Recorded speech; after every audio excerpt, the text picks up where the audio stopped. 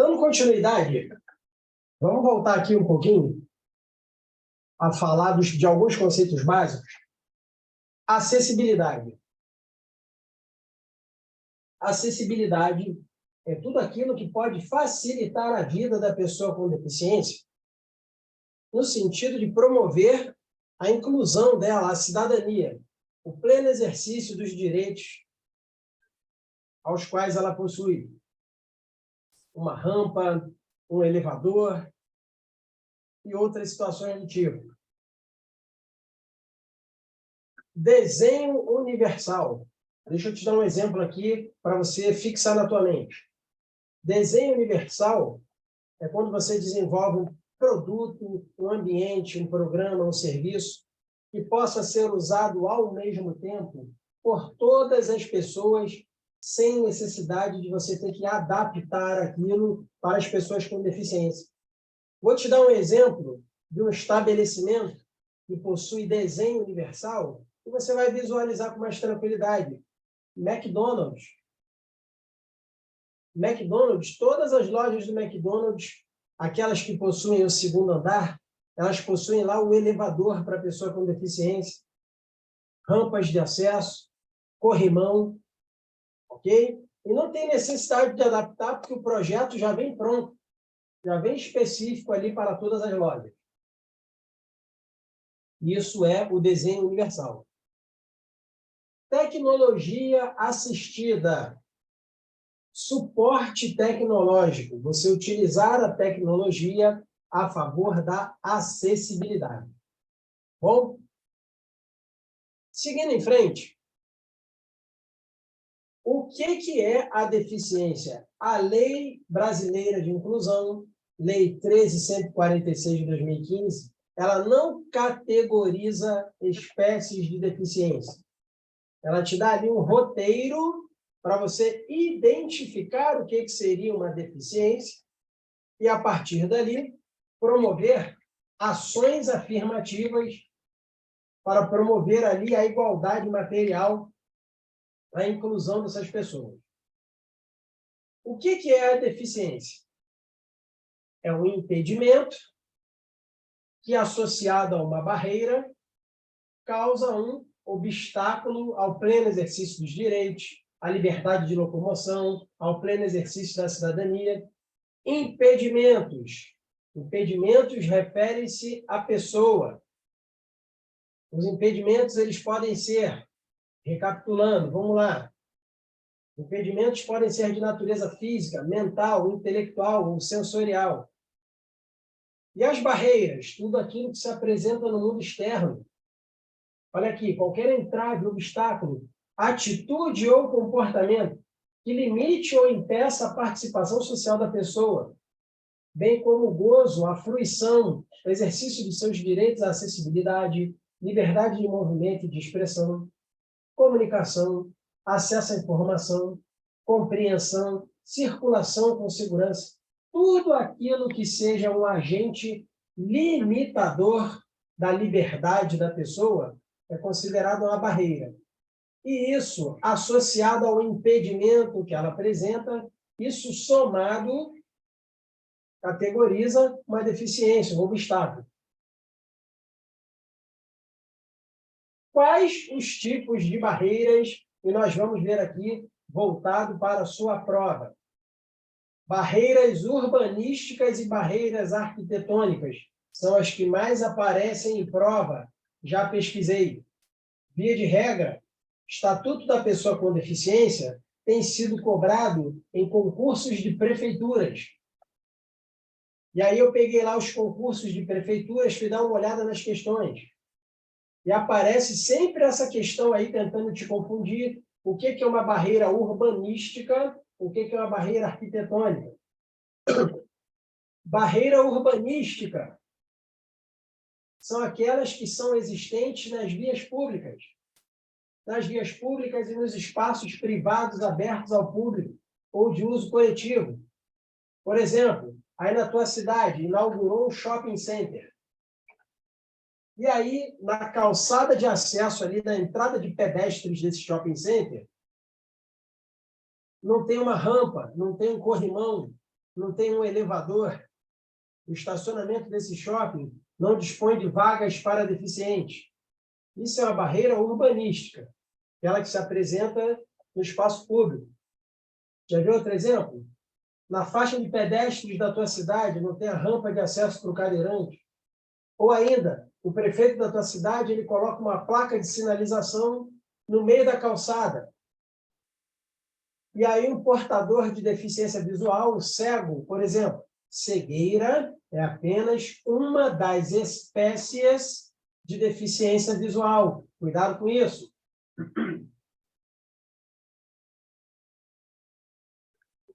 Existem outros tipos de deficiência visual que não só a cegueira. E aí, a pessoa portadora de deficiência visual, cegueira, ela caminhando por aquela calçada, ela bate com o rosto naquela placa que está ali no meio do passeio público. Isso é uma barreira urbanística. Barreira arquitetônica.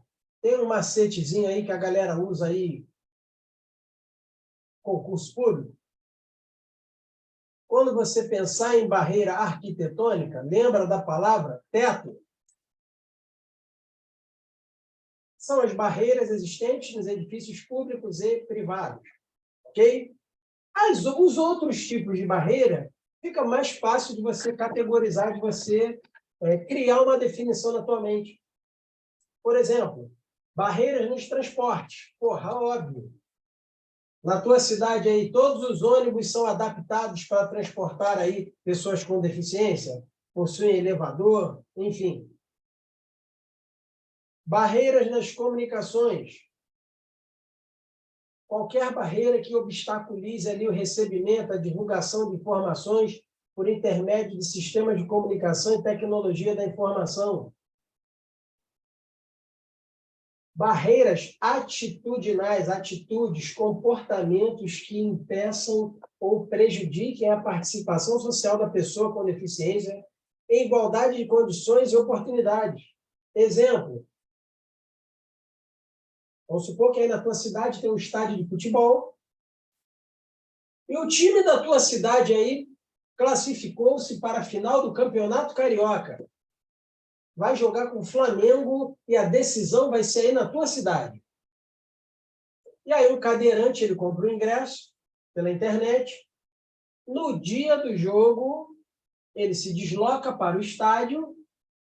Chegando no estádio, ele pede ali um vigilante, um steward, um funcionário daqueles ali que trabalham em arena esportiva. Olha, o meu setor é o setor tal, eu gostaria que você me ajudasse a me deslocar para lá. E a funcionária, não, olha só, infelizmente, eu tenho ordens de não sair daqui, entendeu? Acho melhor o senhor voltar para casa, o senhor não vai conseguir assistir o jogo.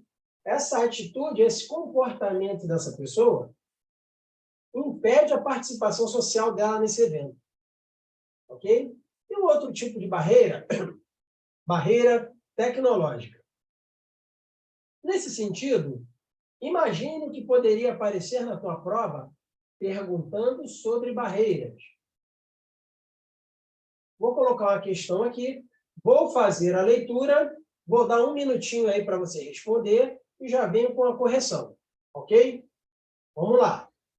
Ana, portadora de deficiência, cadeirante, comprou ingresso pela internet para assistir à estreia de determinado filme de ação no cinema.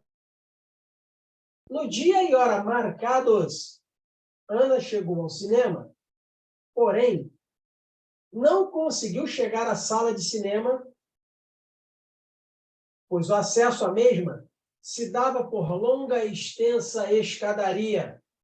No caso narrado, dentro dos conceitos do Estatuto da Pessoa com Deficiência, Ana se deparou com uma espécie de barreira, dois pontos, valendo.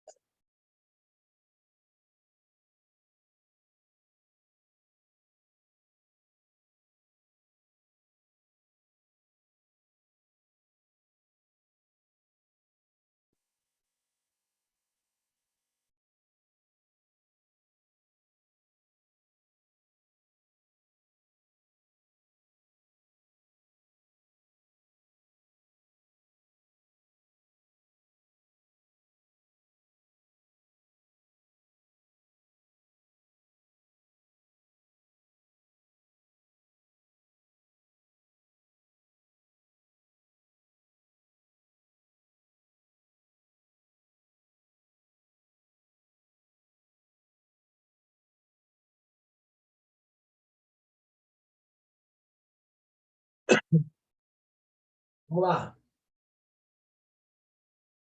Arquitetônica, gabarito, letra D. Barreira arquitetônica, ou seja, um cinema com várias salas.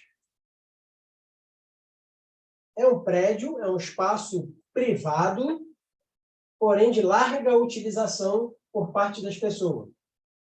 Qualquer entrave que esse prédio, embora privado, apresentar, vai ser categorizado para fins da Lei Brasileira de Inclusão como uma barreira arquitetônica, ok?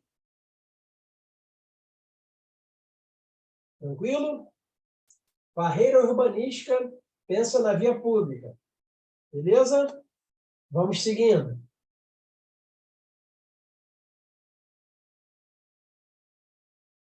Comunicações. Quais são as espécies de comunicações que a Lei Brasileira de Inclusão prevê e que qualquer barreira apresentada por um tipo de linguagem dessa daí é considerado como uma barreira de comunicações? Linguagem brasileira de sinais, visualização de textos, o braille, que é aquela escrita que a pessoa portadora de deficiência visual utiliza com o tato, passa a mão ali num papel ali em alto relevo, ela consegue identificar os caracteres e compreender o que está escrito ali. Sistema de sinalização, comunicação tátil, caracteres ampliados, dispositivos multimídia, linguagem simples escrita e oral, sistemas auditivos e meios de voz digitalizados, modos, meios e formatos aumentativos e alternativos de comunicação, incluindo tecnologias da informação e das comunicações. Não é para você ficar decorando isso aqui, tudo bem?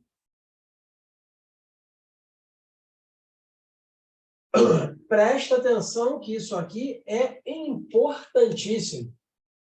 A pessoa com mobilidade reduzida, ela é abraçada, ela se enquadra, ela é equiparada à pessoa com deficiência e ela tem os mesmos direitos da pessoa com deficiência, enquanto ela possuir essa condição de pessoa com mobilidade reduzida. O que é a pessoa com mobilidade reduzida? Aquela que, por qualquer motivo, dificuldade de movimentação permanente ou temporária. Exemplo, uma gestante. Eu vou dar o meu exemplo. Ano passado, 2022, fiz uma cirurgia no ombro direito.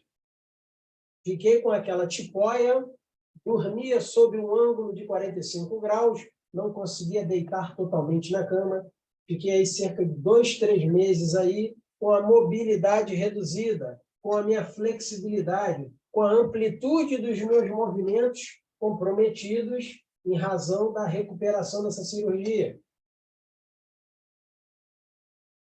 Essa dificuldade permanente ou temporária gera redução da mobilidade, da flexibilidade, da coordenação motora, da percepção.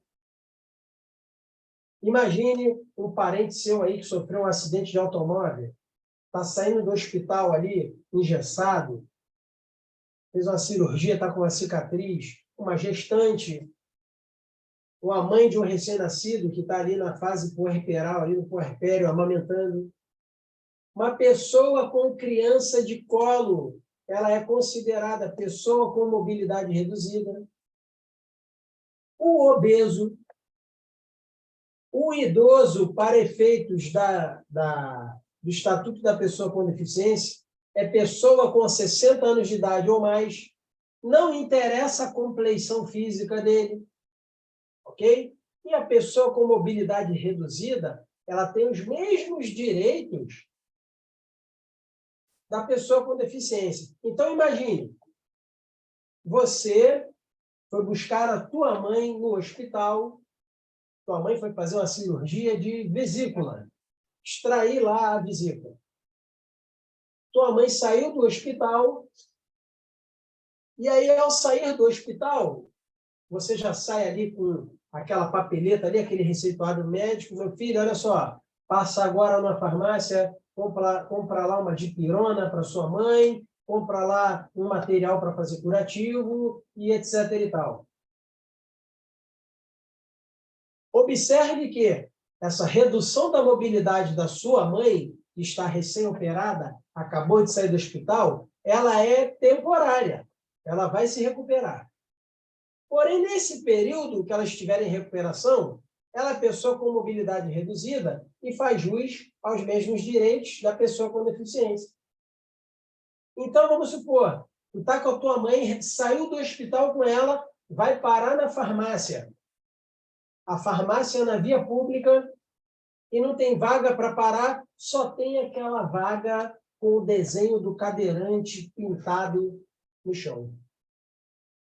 Pergunta: tu vai parar na vaga do cadeirante, sim ou não?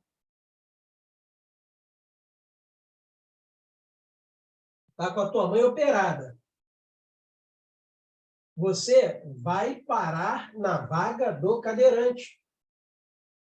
E aí, ao desembarcar, vai vir o guarda municipal da tua cidade: ô, meu filho, tá parando aí por quê?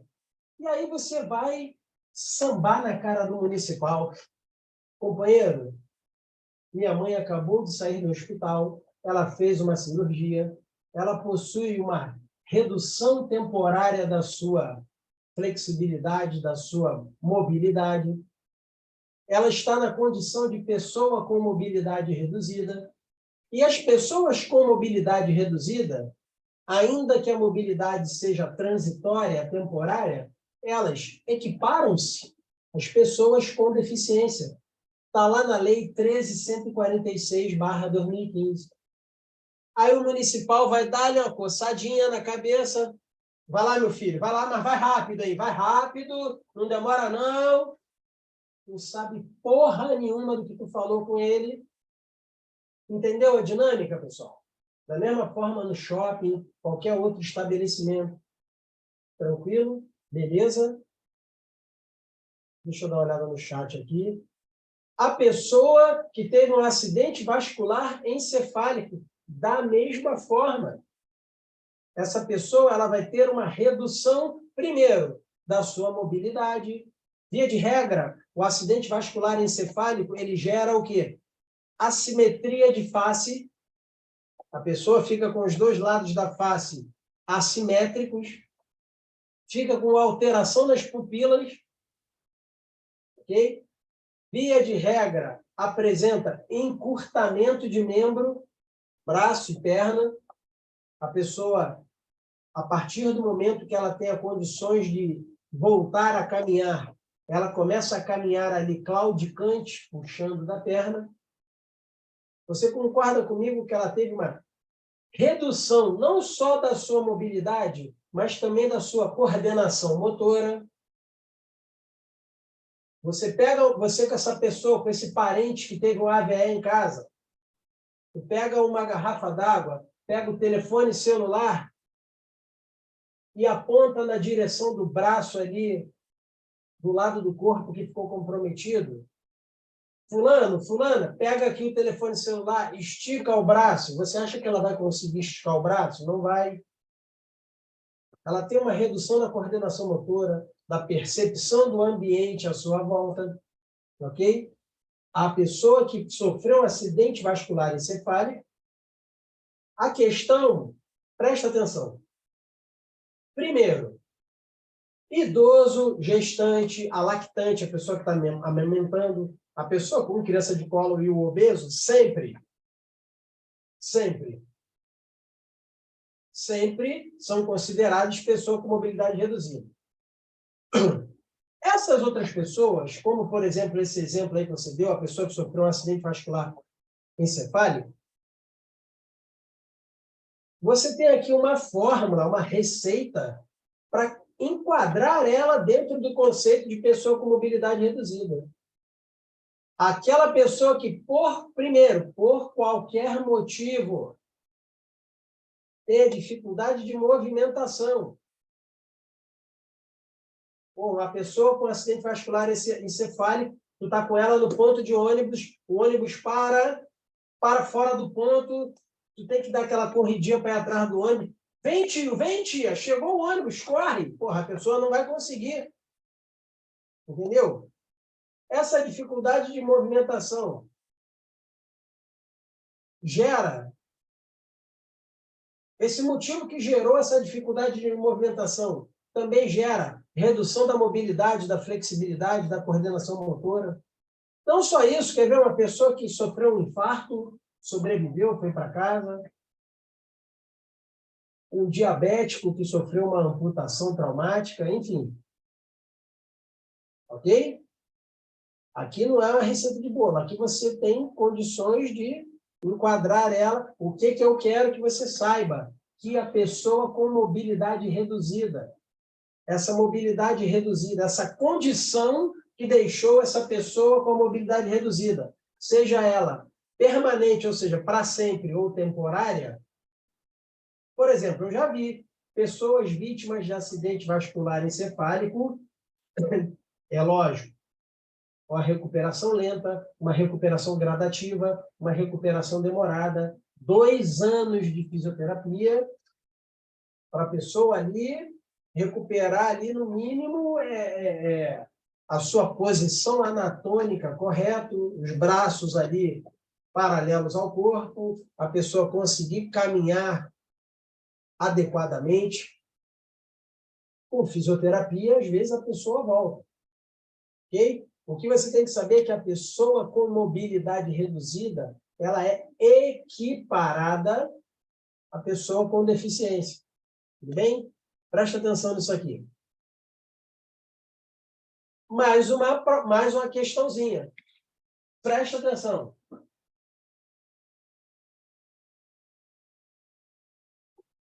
Manuel, durante toda a sua vida, dedicou-se aos esportes.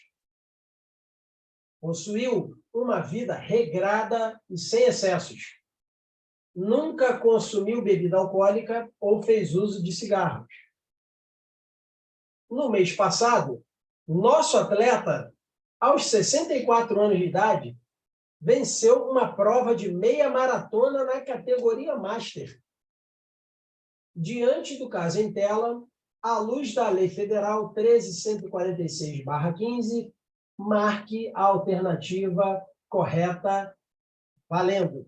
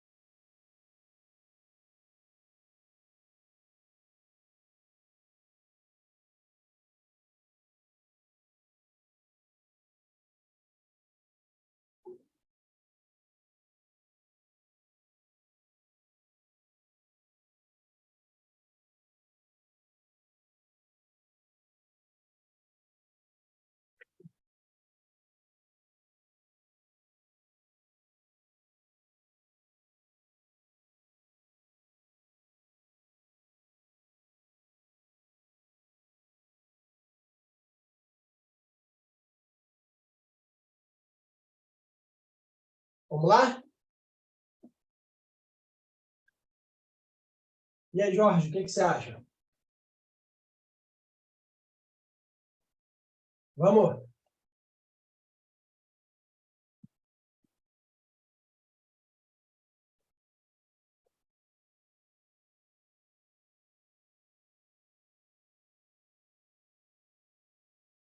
Vamos lá, vamos seguir.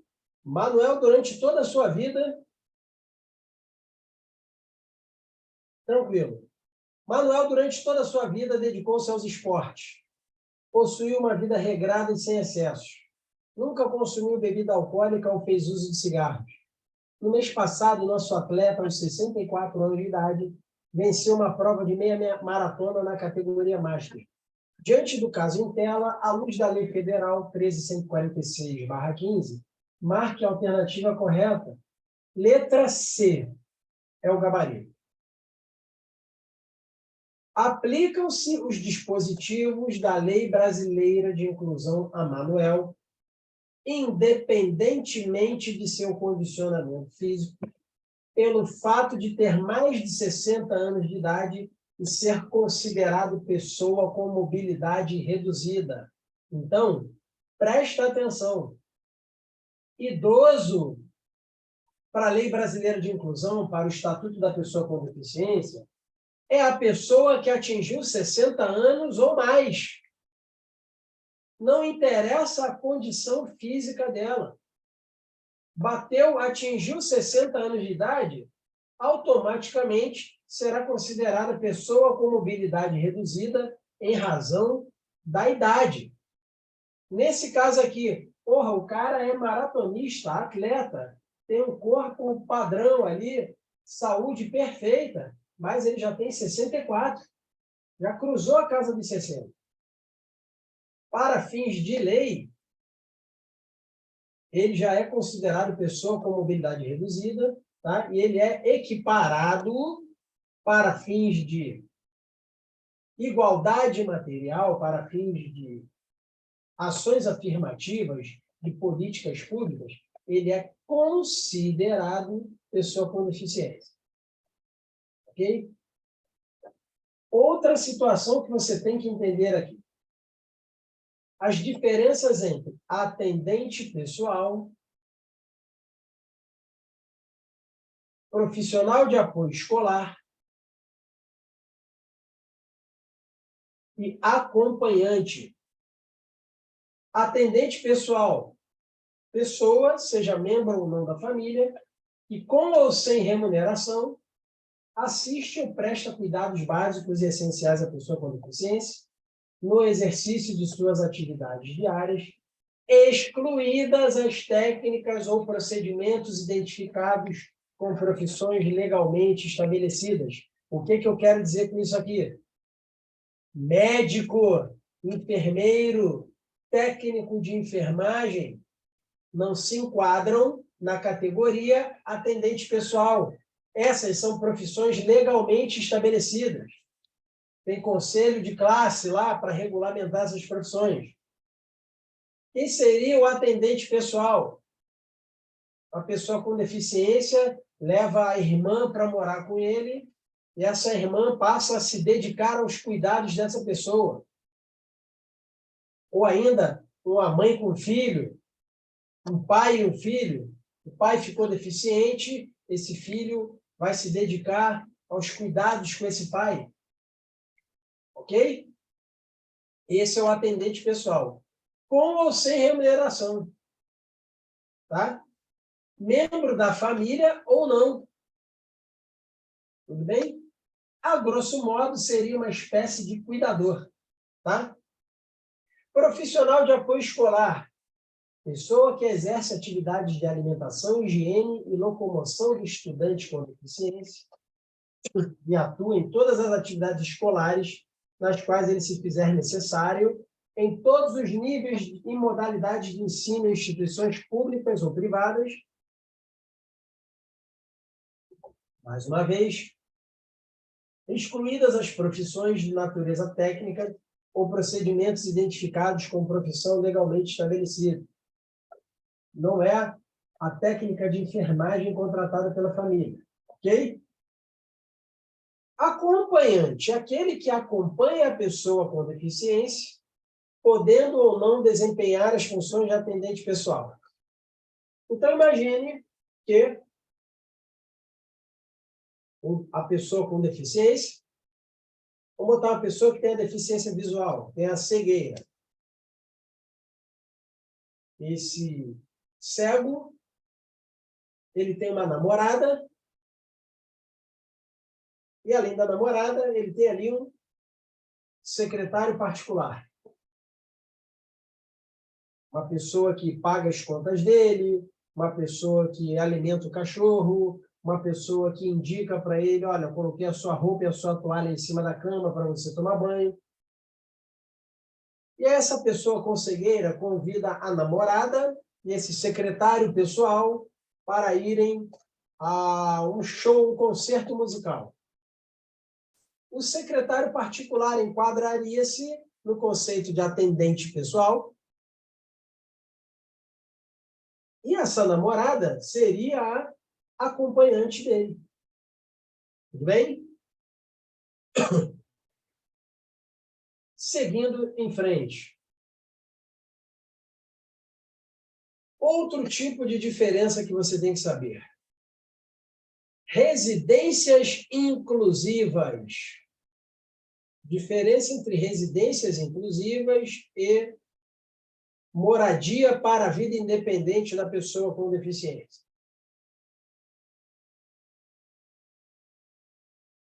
Residências inclusivas são unidades ofertadas pelo Sistema Único de Assistência Social.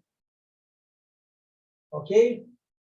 Estruturas residenciais que podem ser acompanhadas ali pela prefeitura, pelo município, pelo estado, para abrigar, acolher jovens e adultos com deficiência em situação de dependência. Que dependência é essa? Econômica.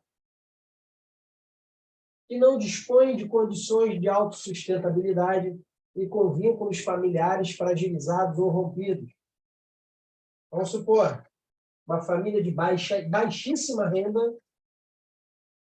e ali um jovem de 20 anos, ele começa a sofrer uma doença degenerativa, passa a condição de pessoa com deficiência, essa família pobre não tem condições de sustentar essa pessoa com deficiência, encaminha ele para uma residência inclusiva. E aí, nessa residência inclusiva, o poder público vai ofertar a ele ali tratamento médico, alimentação, acolhimento, tratamento psicológico. A grosso modo, coloquei até aí para vocês as fotos de uma residência inclusiva que é ofertada pelo governo do estado de São Paulo.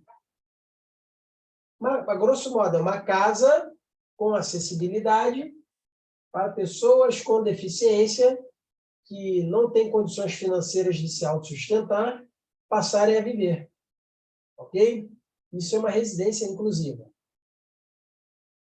A moradia para a vida independente da pessoa com deficiência.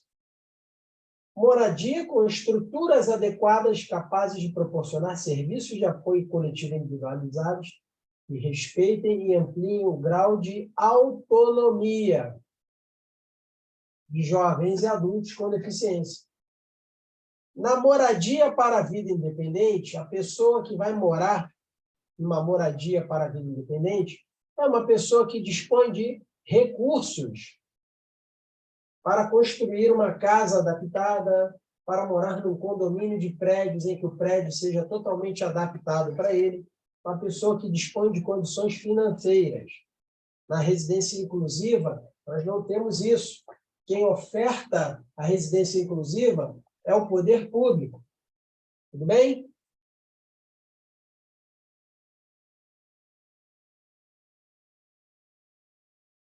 Princípios gerais do Estatuto da Pessoa com Deficiência. Primeiro princípio geral. Primeiro pressuposto do Estatuto da Pessoa com Deficiência. Promover a igualdade. Que igualdade é essa? Igualdade em sentido material. A Constituição diz o quê? Que todos são iguais perante a lei. Mas você realmente crê que as pessoas com deficiência estão em igualdade de condições com as pessoas que têm o seu pleno desenvolvimento? As pessoas com deficiência são ofertadas vagas de emprego em número igual a das pessoas com pleno desenvolvimento? Então, é para isso que serve o Estatuto da Pessoa com Deficiência. O Estatuto da Pessoa com Deficiência ele é totalmente, inteiramente pautado na igualdade e na não discriminação. Ok? Ações afirmativas são políticas públicas que possuem o objetivo de tornar efetiva a igualdade material. É o rampeamento nas calçadas, é o corrimão nos espaços públicos, elevadores, ônibus com acesso para pessoas com deficiência. Todas as vezes que você ouvir falar em ações afirmativas, pense em políticas públicas. E tem o objetivo de igualar a pessoa com deficiência, fazer ela alcançar um nível de cidadania da pessoa que possui o seu pleno desenvolvimento. Ok? Porém, tem um detalhe. A pessoa com deficiência ela não é obrigada a fruir, a gozar benefícios decorrentes de ação afirmativa. A pessoa com deficiência ela possui o direito de opção. Imagine um cadeirante no supermercado. E aí tem lá aquele caixa preferencial para pessoas com deficiência. Essa questão de você ter nos supermercados um determinado número de balcões de atendimento destinado a pessoas com deficiência e outros tipos de condição especial, decorre de quê? De lei. Só que vamos supor, uma pessoa com deficiência, ela utiliza lá o caixa exclusivo para pessoas com deficiência se ela quiser. Ela não é obrigada. Se ela quiser ficar aqui na fila do caixa normal, ela pode. Ok? Ela tem o direito de opção. Tudo bem? Como que isso poderia aparecer na tua prova? Vamos lá. Mais uma questãozinha. Cecília, portadora de deficiência visual, decidiu prestar concurso público para determinado cargo na área fiscal. Com relação a seus conhecimentos acerca da Lei 13.146/15, marque a alternativa correta. Jorge Edson, fica tranquilo, nós vamos ter aqui uma aula específica para mostrar as punições por barreiras atitudinais, barreiras decorrentes à atitude e o comportamento humano aplicados à pessoa com deficiência. Por exemplo, você provavelmente já estudou o quê? Aquela questão lá, está muito em voga, está muito na moda, está muito na mídia hoje, das mulheres trans utilizando banheiro feminino. E nós temos visto aí vários episódios de agressões físicas a mulheres trans em face da utilização de banheiro feminino. Inclusive, existem episódios filmados, documentados ali de seguranças de funcionários proibindo as mulheres trans de utilizar o banheiro feminino. Ok? Existem situações e situações. Ok? Você proibir uma... Primeiro, vamos por partes. Comportamento discriminatório praticado contra qualquer pessoa em razão da sua diversidade sexual, que grotescamente, chulamente, nós chamamos de homofobia, isso ainda não está presente no nosso Código Penal. Ainda não existe um tipo penal específico para punir esses comportamentos discriminatórios em face de pessoas em razão da sua diversidade sexual. Então, a homofobia, ela não é crime. Porém, o teu Supremo Tribunal Federal, o que ele fez? ele equiparou esse comportamento discriminatório em razão da diversidade sexual, equiparou a homofobia, vamos falar esse termo que fica de mais fácil compreensão? Vou falar comportamento discriminatório em razão da diversidade sexual, tu porra, que porra é essa? Homofobia. O Supremo Tribunal Federal equiparou a conduta descrita como homofobia, equiparou aos crimes de racismo. Então, vamos supor, a mulher trans foi impedida de usar o banheiro lá da unidade de pronto atendimento. Pior ainda por se tratar de um setor público, do órgão público.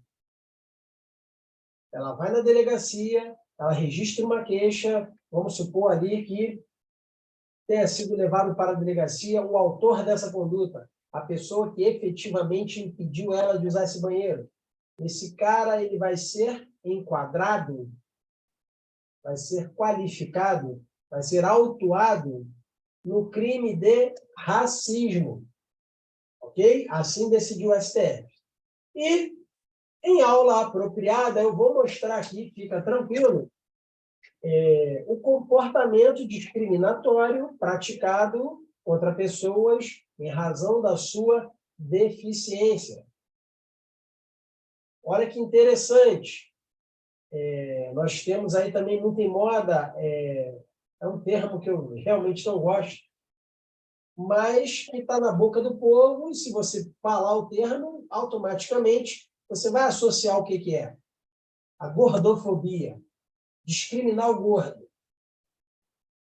Ah, a mocinha lá quis comprar, quis viajar no avião para a Europa e ela foi impedida de viajar pela companhia aérea, porque a companhia aérea disse que, em razão do tamanho e do peso daquela pessoa, ela deveria comprar 2 assentos. E ela se sentiu discriminada, aviltada. E você já viu que o gordo... Você já viu que o gordo, pessoal,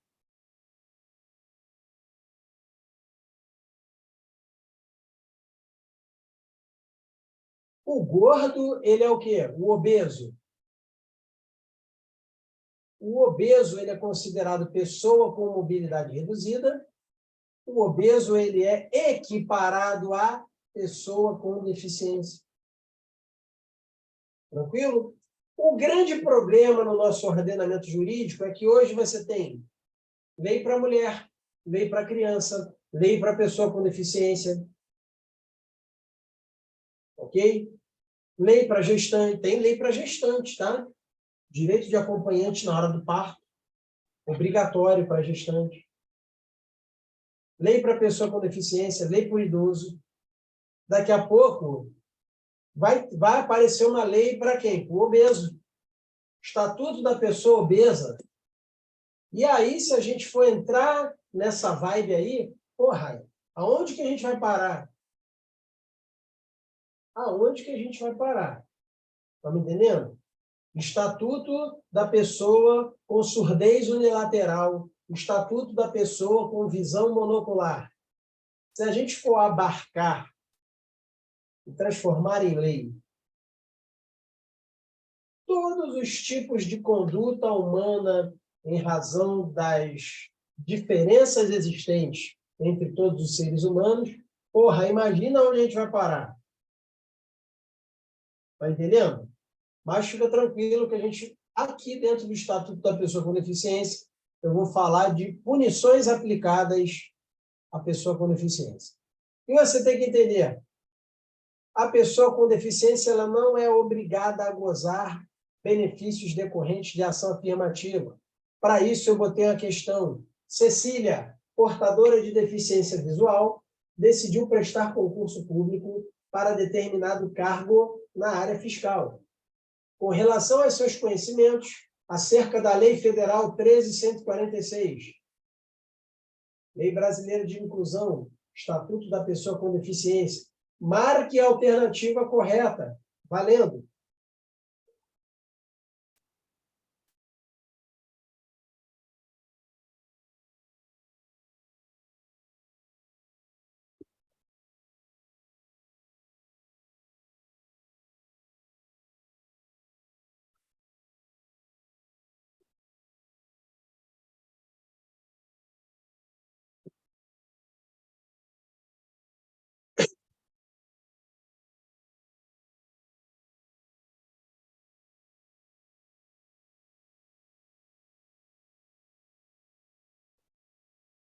Se você ler a questão com atenção, você vai perceber que em 3 alternativas eu falei a mesma coisa usando palavras diferentes. A prova é objetiva.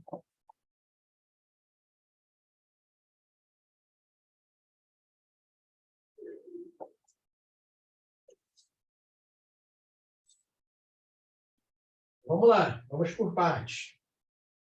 Cecília é portadora de deficiência visual. Ela vai concorrer a um cargo na área fiscal. Tá? E aí você marcou a letra D. Certo, Jorge? Aplicam-se os dispositivos da Lei Brasileira de Inclusão à Cecília, independentemente de sua manifestação de vontade e opção, concorrendo à mesma no referido concurso, as vagas destinadas às ações afirmativas. Não!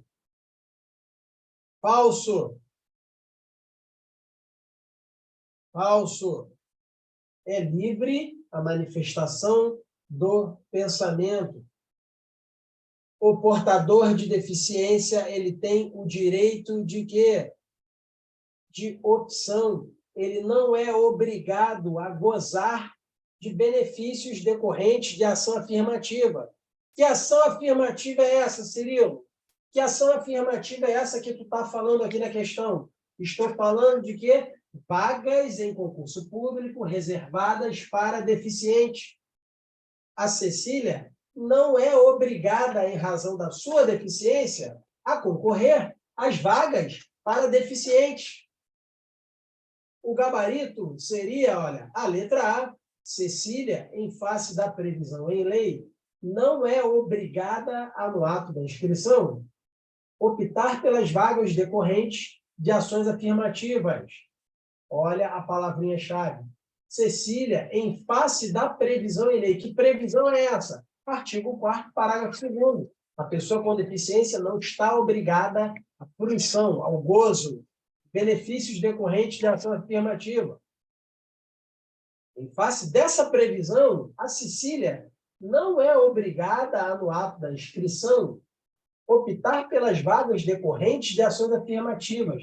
E ações afirmativas são essas: vagas reservadas para deficientes. Ela não é obrigada a optar, a concorrer às vagas reservadas para pessoas com deficientes. Ela pode optar pela livre concorrência e não fruir o gozo dessas ações afirmativas. Da mesma forma, a pessoa que se autodeclara negra ou índia lá no concurso público, ela concorre nos dois. Ela concorre às vagas destinadas lá para ações afirmativas, que é assim que vem escrito no edital, e ela concorre também na livre concorrência. Ok? Tudo bem, pessoal? A letra B, C e D, eu falei a mesma coisa com palavras diferentes. Cecília, em face da previsão em lei, fica obrigada a optar pelas vagas decorrentes de ações afirmativas, uma vez que é deficiente.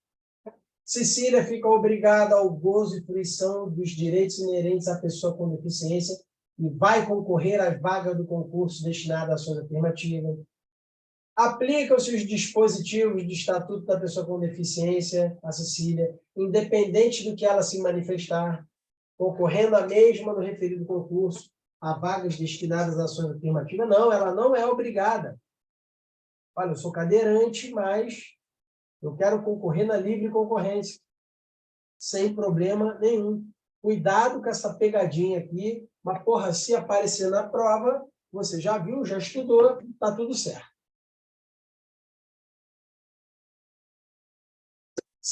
Seguindo, a pessoa com deficiência será protegida contra, não é para decorar, negligência, discriminação, exploração, violência, tortura, crueldade, opressão, tratamento desumano ou degradante, sendo consideradas especialmente vulneráveis a criança, o adolescente, a mulher e o idoso com deficiência. E aqui a doutrina chama de dupla vulnerabilidade. Sim ou não? Tem Estatuto da Criança e do Adolescente? Tem. Para quê? Para consagrar a igualdade material entre as crianças e os adolescentes e colocar eles em pleno gozo de direitos com os adultos e com as demais pessoas? Sim. Não tem a Lei Maria da Penha lá para proteger a mulher e também consagrar a igualdade material? Não tem o Estatuto da Pessoa Idosa? Agora, você imagina essas 4 categorias que já são consideradas vulneráveis e já estão em desvantagem material em relação às pessoas, aos cidadãos comuns, digamos assim. Imagina a criança, o adolescente, a mulher e o idoso, esses 4 grupos de pessoas e ainda essas pessoas possuindo deficiência. A doutrina chama de dupla vulnerabilidade. Beleza? Tranquilo?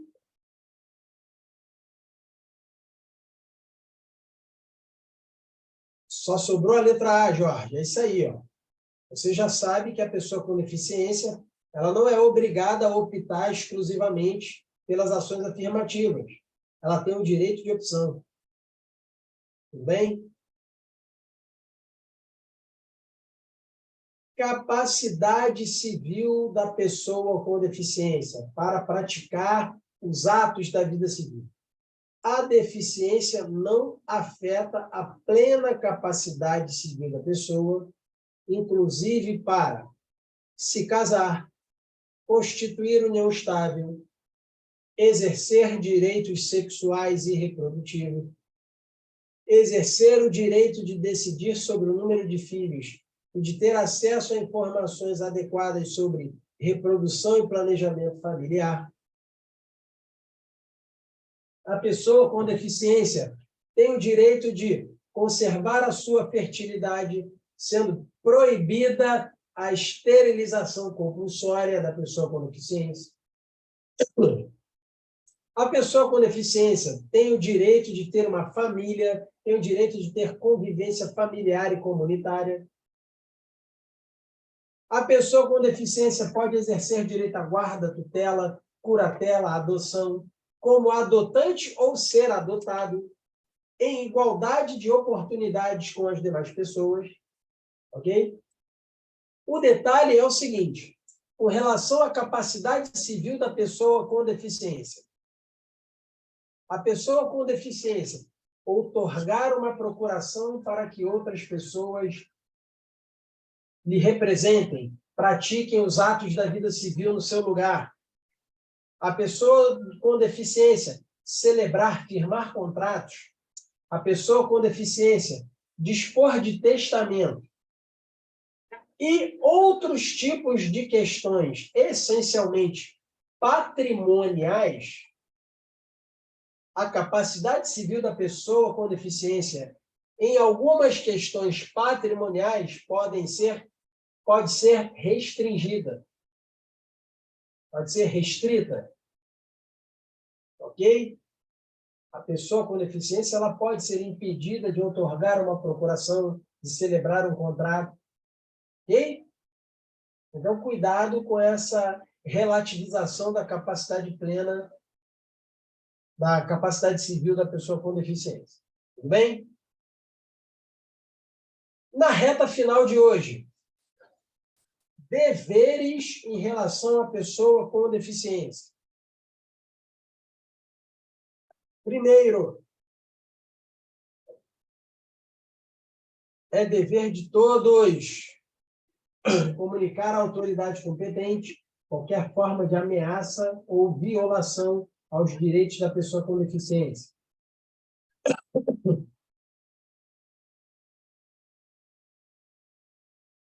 Pode casar, mas não pode ser testemunha de casamento. Pode ser testemunha de casamento.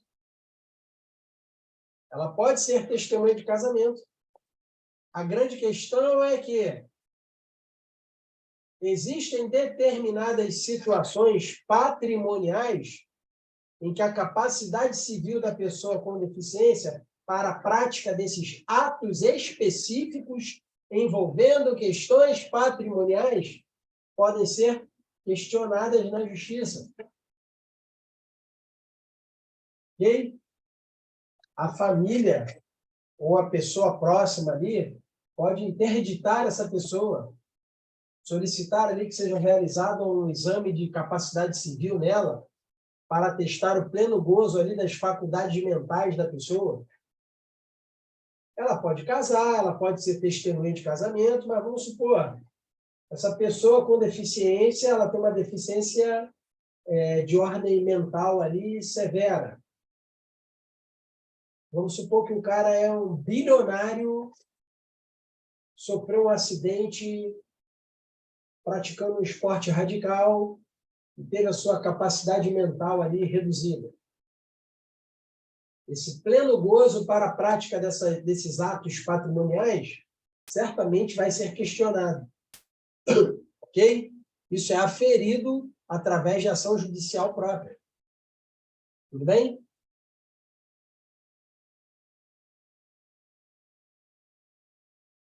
Deveres em relação à pessoa com deficiência.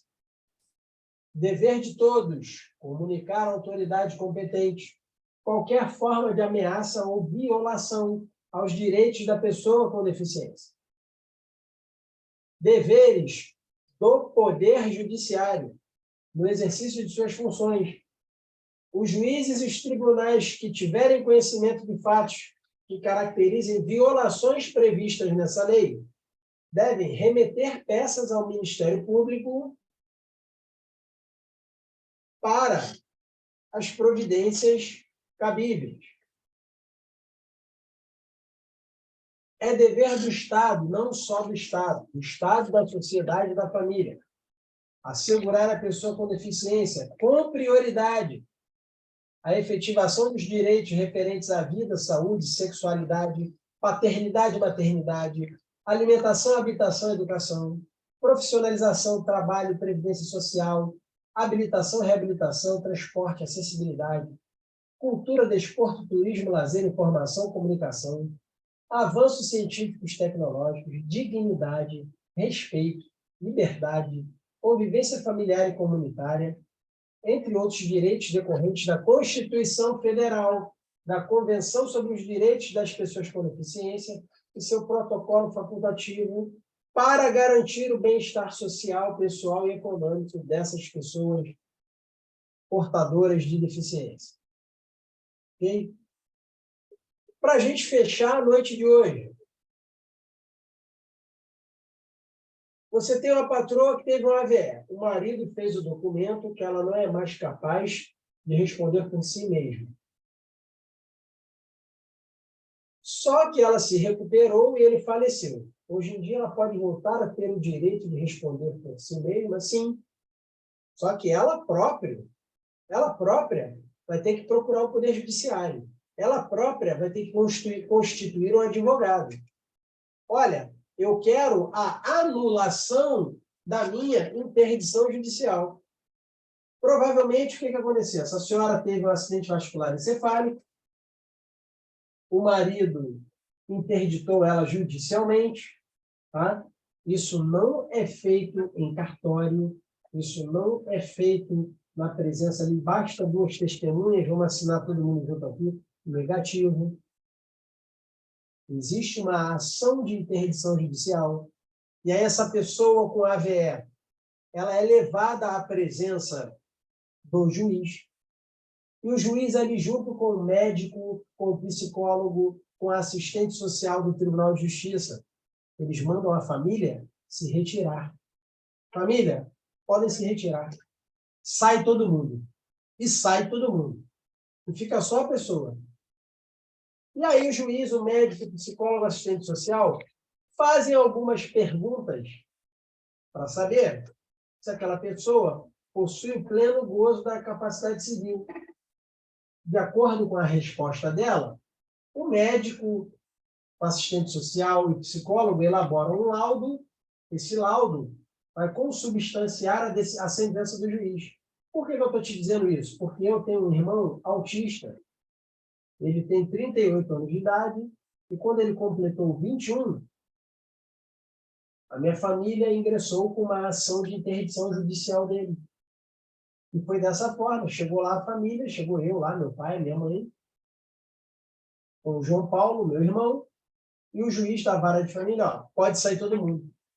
Aí ficou todo assim. Olha só, a intenção não é constranger ele, mas nós precisamos ter liberdade para trabalhar. Nós vamos fazer aqui algumas perguntas no sentido de aferir o discernimento dele.